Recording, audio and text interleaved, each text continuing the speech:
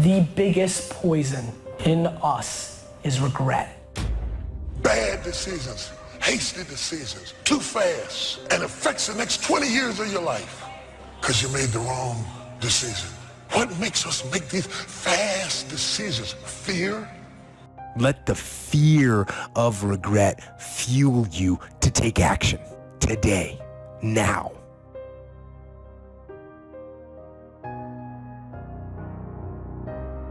Most of us who are human have to deal with regret from time to time. I'm sure you can agree. Maybe regret because of a poor decision we made. You know, things that I wish I had done differently in my life or in my ministry. Of course, who wouldn't want to take another go at something and improve on the first try by doing it again? But the fact is, you don't get that chance. Don't let regret beat you down. Don't be a slave to regret. No, let it teach you. Let it make you better. The only one that can stop you is you. If you let your mistakes define you, if you wear labels that people stick on you, that will keep you from your destiny. And when someone keeps bringing up your past mistakes, trying to get you to live condemned, you can't stop them from putting labels on you, but you can take them right off. My past is over. My mistakes are behind me. My failures are in my yesterday. And you know what? I'm not bringing them into today. Leave the past and move forward. You're going to have to put that where it belongs. You know, we all have a past, but we don't need to live there anymore. If you ask people what they regret, especially as they get older, what they generally report is things not done. So they don't regret so much mistakes they've made, although of course people obviously regret mistakes they've made as well. So they don't exactly regret sins of commission, right? Errors that they've actively made. They torment themselves for opportunities that had presented themselves that they did not, let's say, exploit or engage in. The regret we feel for things that we've done, though intense, only lasts a short period of time. But the regret that we feel for things that we missed out on, that can extend throughout a lifetime. Because most of us are scared, and we choose to lead an easy life. We choose to take the safe path. And by doing so, we start to rack up those regrets. But there is a solution. You have to be willing to be bold. Bad decisions, hasty decisions, too fast, and affects the next 20 years of your life because you made the wrong decision. If you'd have just waited, got all your information together, settled yourself, you'd have been better. What makes us make these fast decisions? Fear? It takes discipline to face your fears so you can conquer them. And that's what discipline is. Discipline means taking the hard road, the uphill road, to do what's right. And regret, in and of itself, it's worthless. So, learn and move on.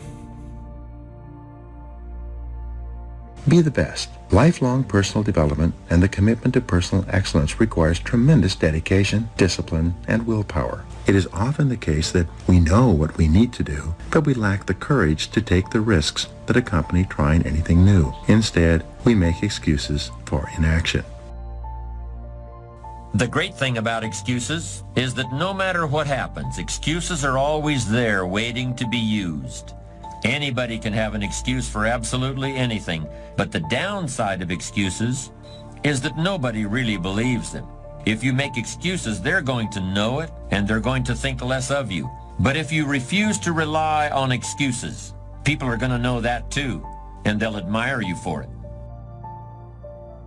You need large amounts of self-discipline to deal courageously with all the fear-inducing events of your life. Courage is rightly considered the foremost of the virtues, for upon it all others depend. Often, fear is necessary to preserve life, prevent injury, and guard against financial mistakes. As you might imagine, I don't think we should spend a lot of time regretting the choices we've made in the past. To spend time brooding over how things went, that's an illusion. What you're doing is suffering pointlessly in the present under the shadow of certain memories. You're telling yourself a story about something that might have been over and over again. How long do you want to do that for? And sometimes life is going to knock you down, but because you have been knocked down don't mean that you finish.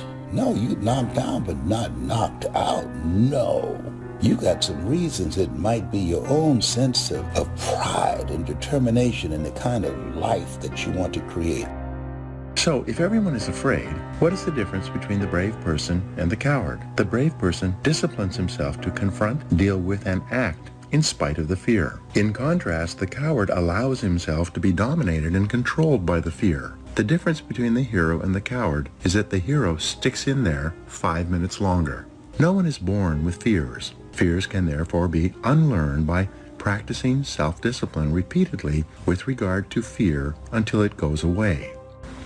The most common fears that we experience, which often sabotage all hopes for success, are the fears of failure, poverty, and loss of money. These fears cause people to avoid risk of any kind and to reject opportunity when it's presented to them. You should always make decisions with your heart and soul. You can use your brain for math. You can use your brain to look at the fine print in a contract. But when it comes to the actual feel of the decision, you always want to go inward and check it against your heart and soul. Here's the simple test. Does the decision that you're about to make expand you, expand your future, or expand the possibilities of your life? If the answer is yes, then the decision is yes, no matter how terrifying it is.